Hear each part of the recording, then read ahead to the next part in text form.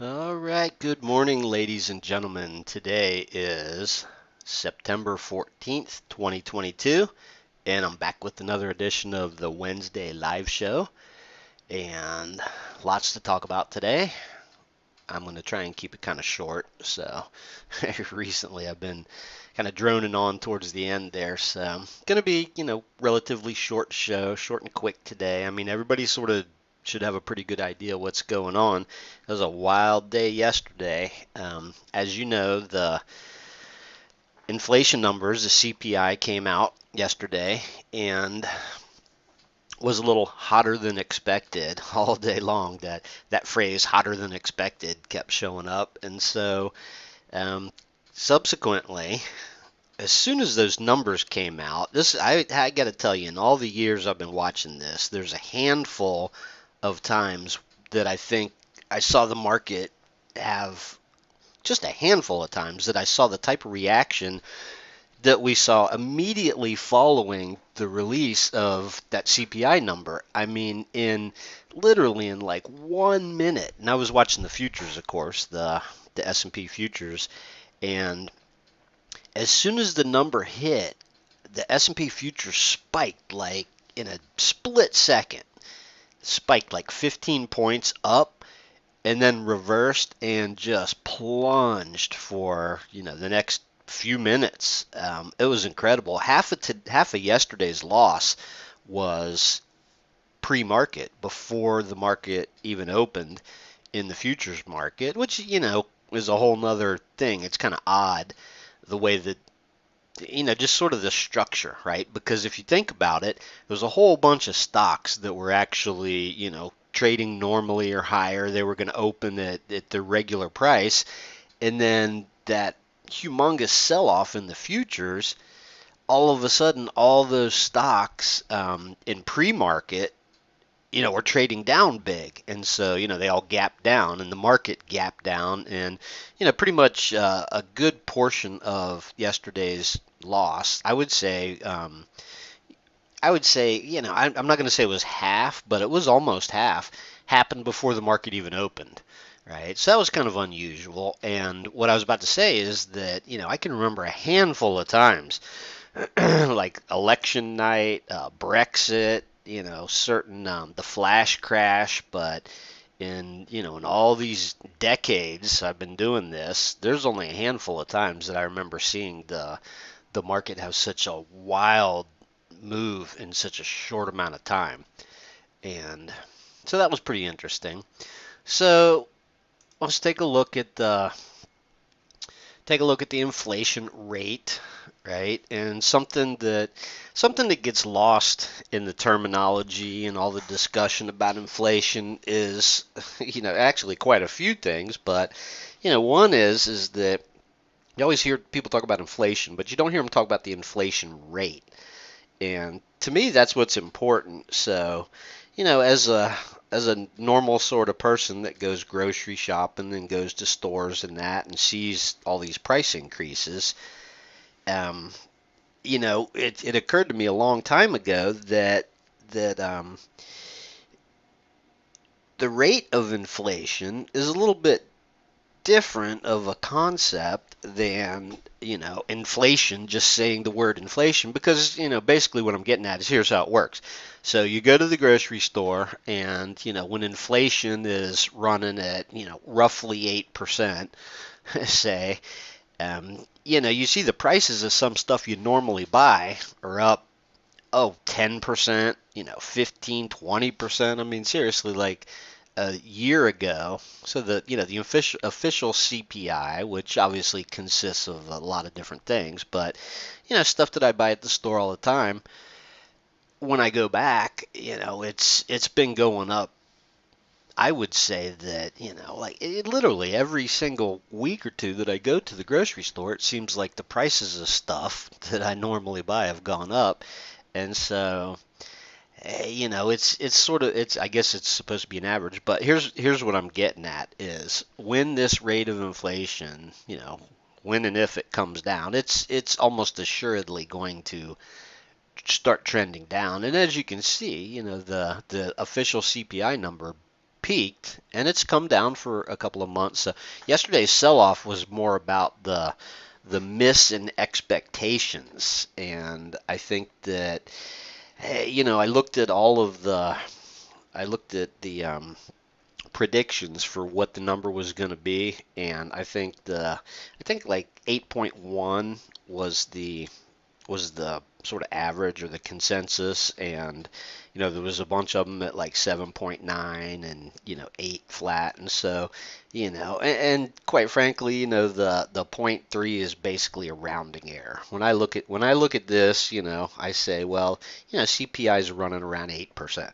All right, so but that's besides the point. What I was getting at prior to getting sidetracked was that when this inflation rate comes down, that doesn't mean that the price of all this stuff that went up is going to drop, most of it.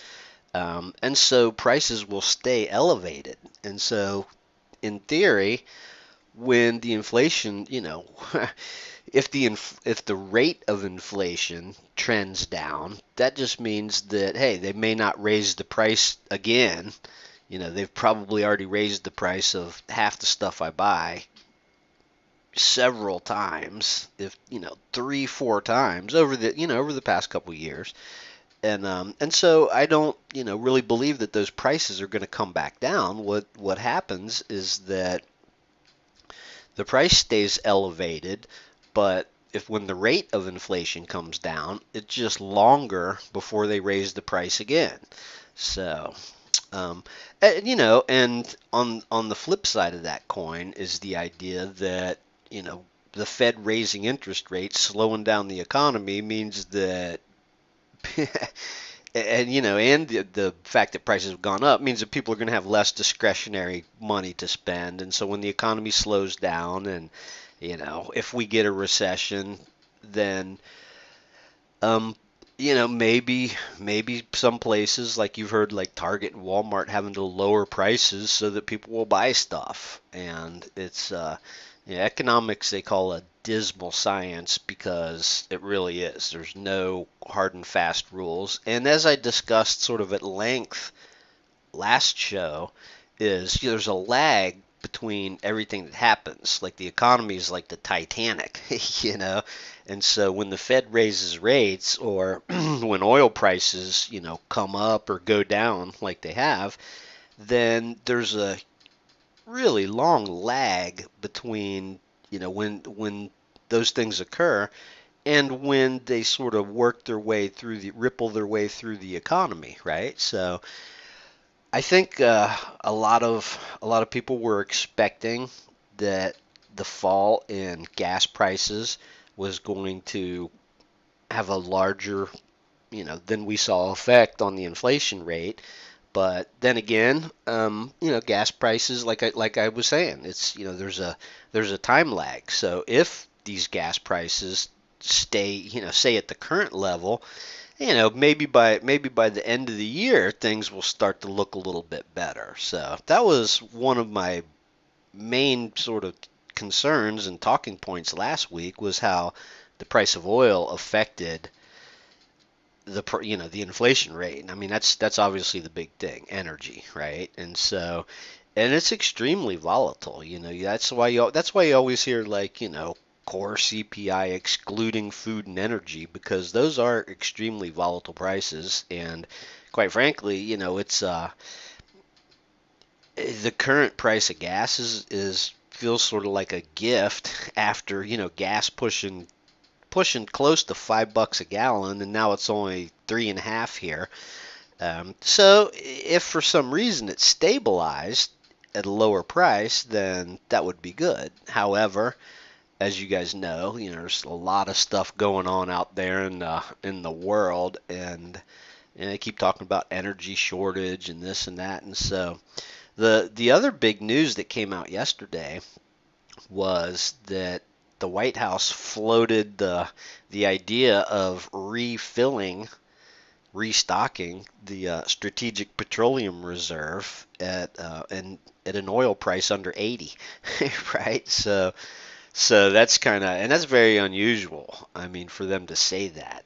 Typically, typically, when you're and this I can't believe what I see nowadays, like as far as, these news bites that come out and all the different things where it's like things that in the old days people would keep quiet about, right? Like if you were planning on buying, millions of barrels of oil at a price under 80, why would you tell everybody that? Right? Because now all you've done is said, hey, we're basically sort of setting a floor for the price of oil. And so, it's like anything. If you're going to, especially like large institutions, and I saw something this morning, um, something on this morning on Business Insider that said, Goldman's, here's 25 stocks that you should buy, that'll do, that Goldman Sachs says will do great whether, no matter what happens, whether we're in a recession, this, that, the other thing.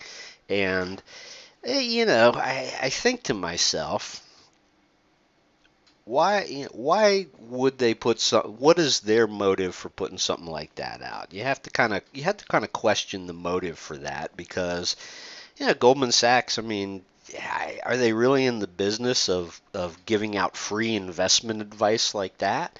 And and so I mean, I'm not even going to get into the, perhaps the motive. I mean, maybe they've already got all their clients in those stocks or something, and they put out they put out articles like that so that or maybe they're out of the goodness of their heart, they're being generous, So would be interesting to track those 25 stocks, going forward just to see how it works out. But one thing I've noticed, I watched a lot of CNBC yesterday because obviously it was an historic day because of all the different stats about the biggest one day losses and this and that. But it was wild. It was a wild day, and so anyway, this is the CPI chart, which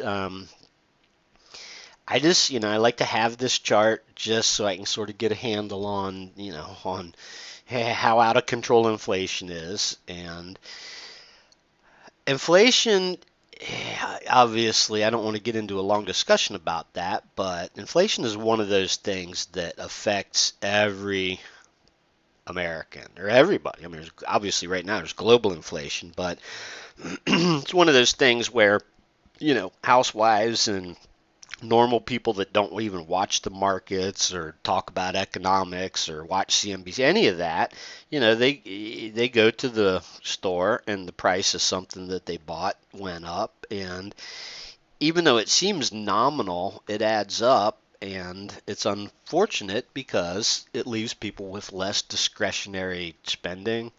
It hurts poor families. They have trouble, buying groceries and filling up their car and all that. And so anyway, I think literally like everybody in America can agree, every normal person can agree that inflation is a bad thing. When the price of stuff goes up, that's a bad thing. And typically, I mean, this is the way that things work is over the years, wages don't keep up with inflation, and so more people struggle and struggle, and so it's not a good thing, right? And obviously, if you're well read, well versed on the subject, you'll know that all throughout history, inflation is primarily a monetary phenomena and occurs when governments create money out of thin air and water down the money supply, right? Now, of course, there's other causes of inflation. Obviously, blame the pandemic, blame Vladimir Putin, blame climate change. I mean, yeah, there's a lot of blame that can go around, but in theoretically, all throughout history, inflation is a monetary phenomenon. It's caused by and a lot of people nowadays are blaming the Fed, right? So anyway, inflation aside, let's take a look at the market here. There's a couple really really interesting things Let me zoom in here because look at this day, right? And I should probably go to the SPY because let me do that real quick. I want to see what the this day right back here is when Powell spoke at um, when Powell spoke. Oh yeah, okay. So there was no gap down that day. That's right, because he spoke at like 10 o'clock out there, and well, he's on the tip of my tongue now, driving me crazy. Anyway, when Powell spoke, let me go back to the SPX. You see the market kind of had this little dip and then started to rally, and then Powell's speech, which was extremely hawkish, just kind of it set off in motion humongous down day, right? Because it was clear that the Fed was not going to pivot, right? Prior to that, we had this and I go back a little bit each time. A lot of this particular rally here was based on the idea that the Fed was, going to pivot, and then his speech basically, put an end to that. And so the market tanked, had that big one down day, and then we sold down. Then the market started to, rally again on the idea that, well, I'm not sure, what the idea was. I kind of thought I had a handle on, what this rally was about, but I mean, it was clearly, sort of an oversold rally. You can see that, that it came back down to pretty big area of support here around 3,900, right? Big support area, and then it started to rally based on the idea that maybe, and I think what it was is that inflation, the inflation numbers were going to come in, at a reasonable level, and that maybe the Fed was not going to be as aggressive, whatever. But then that number came out, and boy, look out. So I mean, there's so much interesting stuff on this chart, but this whole sort of one step forward, two steps back, two steps forward, one step back type of thing. And of course, you can see look at the 50-day moving average, the 200-day moving average. I've talked about this at length. The way that this rally went all the way up to the 200-day moving average and then literally reversed right there is very unusual, for one thing. There's a lot of interesting sort of technical analysis type stuff that's pretty unusual these days. For instance,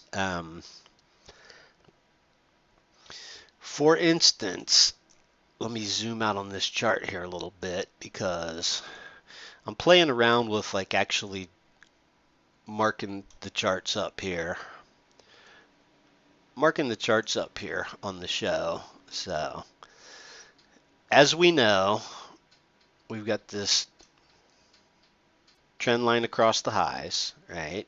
And as I talked about the past, couple of weeks, the fact that the market rallied up to the underside of that trend line, which was literally at the exact same spot as the underside of the falling 200-day moving average, was just a crazy coincidence. What's more of a crazy coincidence is that it literally like reversed right there. I mean, that's very unusual. And then anybody and everybody can see clearly that you got sort of a rising trend line there too. And so and so there we are, right? And 4,000, I mean, honestly, not 4,000 on the dot, but these big round numbers like that, S&P 4,000 is kind of like the over-under, I think. It seems like a pretty logical spot. And of course, the actual apex of this big triangle pattern is up here somewhere, and due to the scaling on this chart, I can't tell exactly where. Well, actually, I can. I can tell by doing this. So yeah, call it 4,100, right? That's interesting. I put my line literally right at 4,100. Um, so there you go. That's basically where we are. The big question here is, after yesterday, what happens, right? And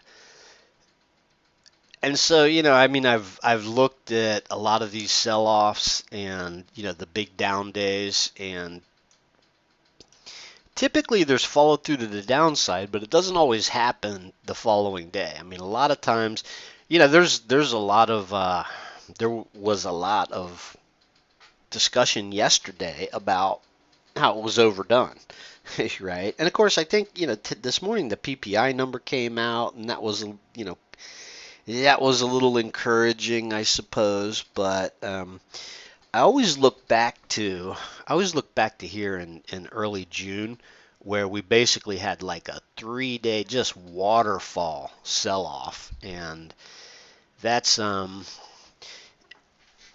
that just goes to show you that when these waterfall sell offs happen, um, look out, basically. So I'm quite frankly, I'm glad to see that we, didn't have a big gap down and huge sell down, today. Of course, today is it's still early here, but so 1 week from today is the Fed rate hike announcement. And yesterday they started, I forget which bank it was or something, but they started floating this trial balloon of maybe the Fed's going to hike a full point, right? And then later on, or this morning or something, somebody floated the idea of a point and a quarter, right? Which, and so we've had two, 75 basis point rate hikes in a row. And the Fed is most definitely going to hike rates, obviously, with that inflation number 1 week from today. And so now the big discussion is, whether they raise 50, 75, 100 basis points. And so my guess would be, I mean, I guess the consensus, what would make the most sense would be 75, right? And and something tells me that, they like to float these, bigger numbers. So as soon as like people start chattering about 100 basis points or even 125, which is out of the question, obviously, then it'll make the 75 basis point rate hike not seem as bad as it could have been, right? Not as much of a shock to the market. So, um, but the funny thing is that at the beginning of the year, if you had said to somebody, oh, the Fed's going to have 375 basis point rate hikes in a row this year, the market would have collapsed at that point. I mean, it's a big deal, put it that way. And one of the reasons is I saw this morning that mortgage rates have gone over 6% now,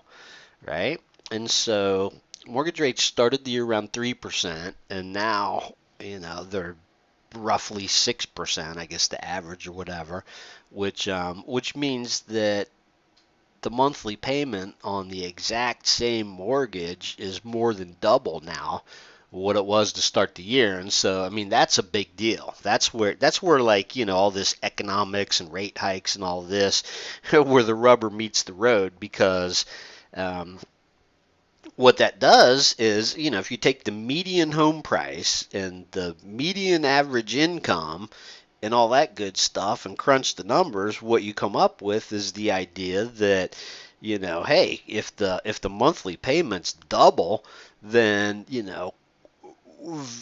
a lot less families are going to qualify for the same mortgage. And so, see, that's part of like, the Fed letting inflation get out of control. This business about home prices rising, 20% a year and all that is that's, back when they pretended that there was no inflation, the Fed would say, oh, I mean, I remember for several years, well, and after the pandemic, see the pandemic's kind of that was a big disruption in everything. And of course, that was a bear market, right? The S&P lost 35% in a few weeks. And so the pandemic kind of changed everything. But my point is that this thing about home prices, rising so much, to me that was inflationary. And asset prices, stocks rising so much. Um, and you could see the writing on the wall, right? I mean, we all lived through the 2008, 2006, 7, 8 housing bubble and bust. And so it's like we haven't learned anything from history. Yeah, I mean, sure, if you're a homeowner, it feels great, to know that the value of your home, went up 20% last year. But in the big scheme of things, that's not normal, and it shouldn't be something that people wish for. And so, I'm not going to get into a huge discussion. I'm not even that knowledgeable about it, but I can tell you this is that, the people that made out like bandits are the people that, locked in those 3.25% mortgages, and they're not going anywhere, because even if they did, sell their house at a astronomically inflated, value from what it was just, 5 years ago or something, then nobody wants to take out a mortgage at 6%, 6.25%, when it was 3% just a year ago. And so that's kind of, that's going to foul everything up too. Um, but anyway, I digress. I was talking about this S&P chart. Theoretically, and I can see as I zoom in this chart here a little bit that that my line's not these lines, they're never well they're never perfect. Well, I shouldn't say they're never perfect, but the first time I draw them, you got to really zoom in. It's not really about the pixels, but theoretically, you don't want to see this lower trend line break, which as I speak, it's in jeopardy. This 3,900 low right here is kind of important. And so here's the thing: is technical analysis is not. Everybody kind of views it a little bit different. To me, it's not predicting anything, or necessarily predicting anything, or telling you what's going to happen or what to expect, or I mean, you can do a lot with just drawing lines on the charts. But there's one thing that I do know is that if you're hearing a lot about retesting the lows. Are the lows in? Are we going to retest the lows? Are the lows going to hold? Have we seen the lows? I mean, literally, sir, for CNBC, since the very first little sell-off here in January, every single day, they get people on and they're like, "Are the lows in? Is now a good time to buy?" and that type of thing. But if this line breaks, and if this low from a couple weeks ago gives way, it's like a law of nature that if the market's going back towards these lows, that it's going to pass through this on the way down. And so that's what's instructive, right? That's the most instructive thing about technical analysis is, if I said, okay, this is point A and way down here is point B. In order to get from point A to point B, the price has to break below this trend line and below this little pivot low right here, right? And that's sort of, that's just basically a law of nature. So there's your point C or whatever. So point A, point B way down here. In order for it to get from there to there, you're going to see the price, below that line. So that's a pretty important support level, quite frankly. There's actually, 3,900 itself. Now, of course, and see, here's the other thing: people get hung up on like pokes or whatever. And if I turn this into a candlestick chart, it looks a lot different. Candlestick charts can be instructive. They're really good for spotting like pivot lows and certain little patterns in that, but Um, I remember years and years ago, I got this really thick book, Candlestick Charting Explained. It's over there on my shelf from Neeson. I guess that's his name. Um, and anyway, I was all excited about, hey, I'm gonna find some really, high probability, big, candlestick patterns that are gonna, that I can look for in the chart and this and that. But anyway, long story short, I was a little discouraged because, he in that book, as I recall, I don't think I picked it up off the shelf in years, but yeah, he actually ran historical data through all these candlestick patterns, and there's only a very, very, there's sort of a slight edge. And quite frankly, over the past few years, I've seen so many, well, I've seen a lot of candlestick patterns actually work, but I've also seen a lot of them fail. And I mean, I'm not knocking it at all. I have, as a matter of fact, I look at candle charts too. And I have a S&P chart that's candlesticks. I like to look through them, but for my normal day to day, I get a better feel for what's going on with these open, high, low, close charts. So anyway, I think what got me started on that was the idea that trend lines look a lot different when you draw them across the bodies of candles rather than the extreme points. I sort of prefer the extreme points. And I don't, it's anything with technical analysis. I think my point was that, a few pixels here and there, right? Like this sort of incursion, this poke below 3900, and then it closed, right at 3900, and that, kind of meaningless. But look at this. Look at this day. It closed right on the dead low at 3900. And look at this day. The open was right at 3900. These 2 days, right? These 2 days right here back in May, closes right at 3900. And so as this day the high, this day these 2 days the low, this day the low. And so you can see that, 30 S&P 3900 is like a really really huge sort of level. It's almost like it's been support, it's been resistance, it's been an equilibrium level. And so we're kind of close to it. And if the market is, which after yesterday, here's something else funny, and we can talk about sentiment, but I don't want to get into this too much. Anyway, prior to yesterday, I mean, after this rally here, the sentiment had just shifted big time. I mean, people were acting like the market was going to rally straight back to the all-time highs based on that. And and I mean, it's still, even that rally we saw last week, it's a long way up from there. And but you get a big sort of snapback rally, you get a big rally like this, and people start to turn a lot more bullish, and they think, hey, this market is, we've finally seen the lows, things are getting back to normal in that. So anyway, not this is not an extremely constructive overall picture, right? And I'm not going to ramble on too much longer, so just stay with me for another couple minutes here.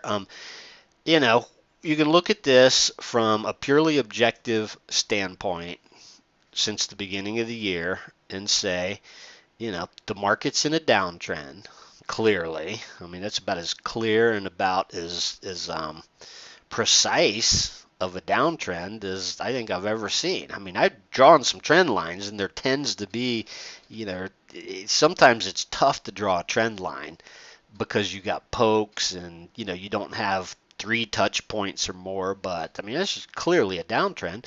And, there's the 200-day moving average, and it's also sloping down. And, you can see what happened at the downtrend line in that. And so, we find ourselves back down here.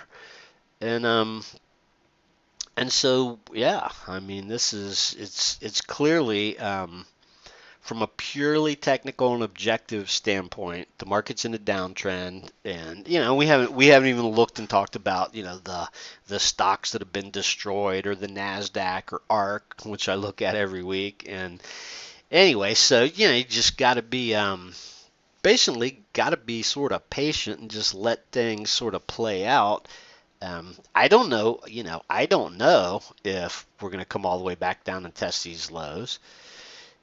I don't know if we do, if those lows will hold. I mean, you can, I see there's different things you can do. You can connect the lows, you can draw different things as far as that goes, but it's, basically this is not, I don't think, that it's a place where you want to step up and buy, as they say.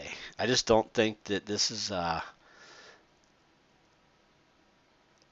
let's get this line off of here. Oh, that was the apex of that. I'm getting so many lines on my chart now that I'm starting to.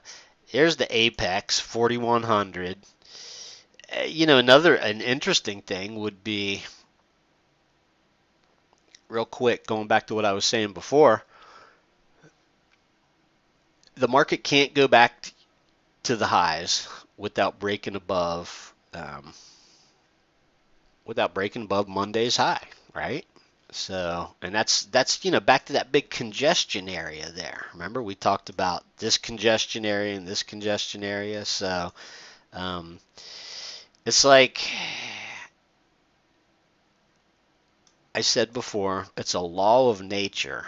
The market cannot go back to the all-time high without breaking above Monday's high, without breaking above this downward sloping trend line in the 200-day.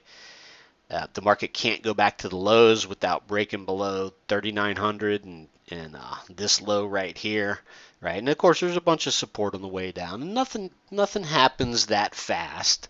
So right now is probably best to just wait and see how it plays out. I mean, as far as being like an investor, right? Now, if you're putting money into a 401k and dollar cost averaging every single week, these type of things work to your advantage because the market goes up and down and fluctuates, and it doesn't matter because you're buying low, you're buying high, it all averages out over 25 years, and then typically over most 20-year, I saw a study, and it was like 20-year over holding stocks, holding the S&P, I guess, the market for any 20-year span always worked out, right? But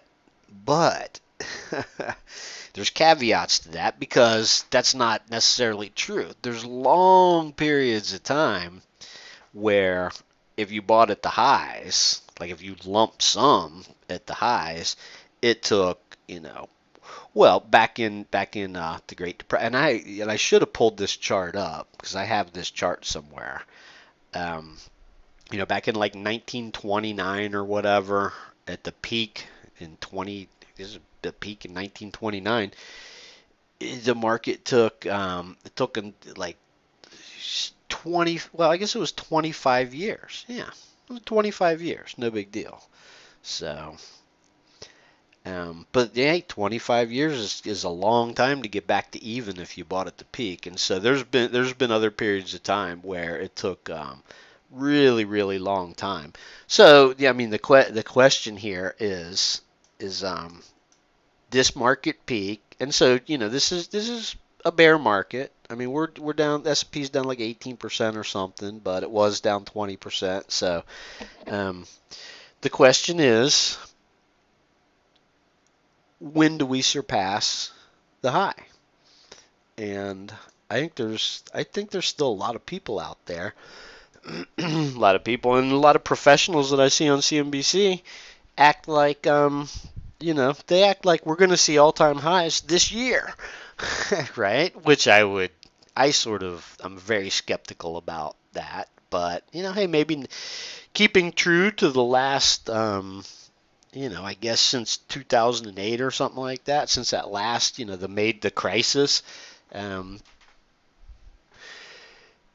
you'd expect to see this market rally up to all-time highs sometime next year. So that's the big debate now, is whether whether we've seen a multi-year high, or whether things are going to, and a lot's going to be based on what the Fed does from here and how things manifest. This raising interest rates and fighting inflation and all this, slowing down the economy. I mean, these people nowadays can't even agree on whether we're in a recession, we're going to have a mild recession, or we're going to have a real recession, right?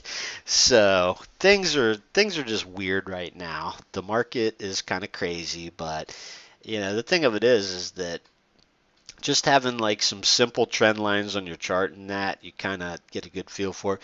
We have a few open trades, a couple of energy trades, and another one that I'm sure you're aware of that just opened up. And so, this whole year has been basically about avoiding damage, which we've managed to avoid. I mean, we've taken some relatively minor stop outs, actually really minor stop outs compared to what, the majority of average stocks have done.